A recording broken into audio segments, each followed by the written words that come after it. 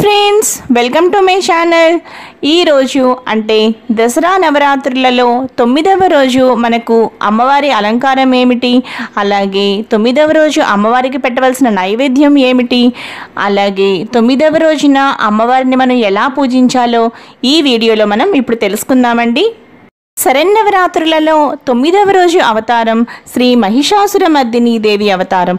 ఈరోజు దుర్గాదేవిని శ్రీ మహిషాసురమర్దినిగా అలంకరిస్తారు. ఈ మహానవమి రోజున మనం అమ్మవారిని ఎలా పూజించాలో తెలుసుకునే ముందు ఒకసారి మహిషాసురమర్దినిగా అవతారం ఎందుకు దాల్చిందో ఇప్పుడు తెలుసుకుందాం.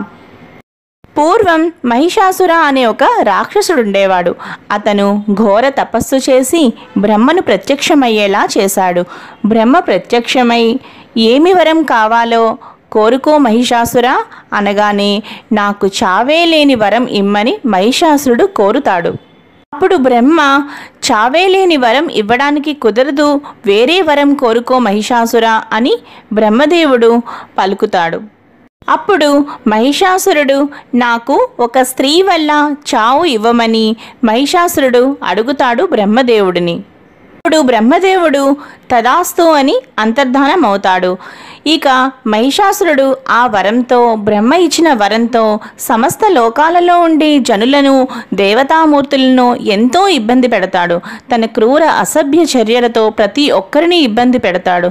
సమస్త ఇంద్రాది దేవతలు ఆదిపరాశక్తి దగ్గరికి వెళ్ళి మొరపెట్టగా ఆ ఆదిపరాశక్తి నవరాత్రులు మహిషాసురుడితో యుద్ధం చేసి చివరకు మహిషాసుర మర్దినిగా అవతారం ఎత్తి మహిషాసురుడిని వధిస్తుంది.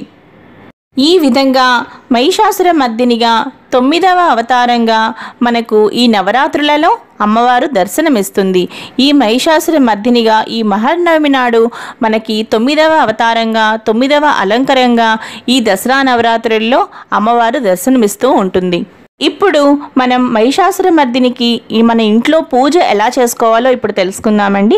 ముందుగా ఏదైనా ఒక అమ్మవారి చిత్రపటం తీసుకుని అమ్మవారికి కుంకుమ పెట్టి ధూప దీపాలతో అర్చించి అమ్మవారిని పసుపు, కుంకుమ, గంధ అక్షతలతో పూజించాలి.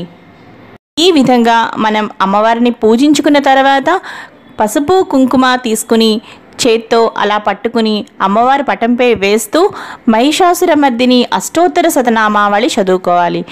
తర్వాత మహిషాసుర మర్దిని స్తోత్రాన్ని పఠించాలి. తరువాత అమ్మవారికి మహా నైవేద్యం పెట్టాలి. మహా నైవేద్యంగా ఇక్కడ మనం దద్దోజనం పెట్టాలి. దద్దోజనం లేదా చల్లని పెరుగన్నాన్ని అమ్మవారికి తప్పనిసరిగా నైవేద్యం ఈరోజు పెట్టాలి.